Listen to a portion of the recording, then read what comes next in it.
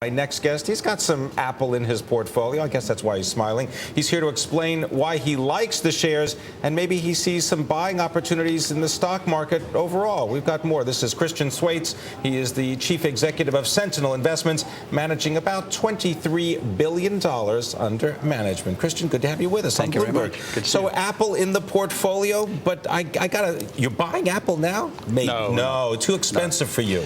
Very expensive. It's grown nicely. We've been holders for a couple of years. Another 7-point tick today.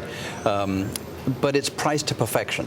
And how can it be priced to perfection when iPhone is going to end up being like Xerox? Do you have an iPhone? It's like having a phone. I know, and the iPad is almost ubiquitous after 3 months since first introduction. I mean, they have executed flawlessly for 18 consecutive quarters, and it's been a very strong company in every single way. It's an iconic brand company. Steve Jobs, everybody knows, the most famous businessman in America and probably the world today.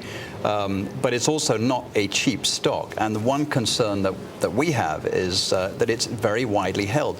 Every single growth fund in America, growth mutual fund, has a 2 or 3 times overweighting in Apple. If they're benching against the S&P, that means they hold 3% of their portfolio in Apple. And if they're benchmarking against the Russell 1000 growth, they have 4.5%.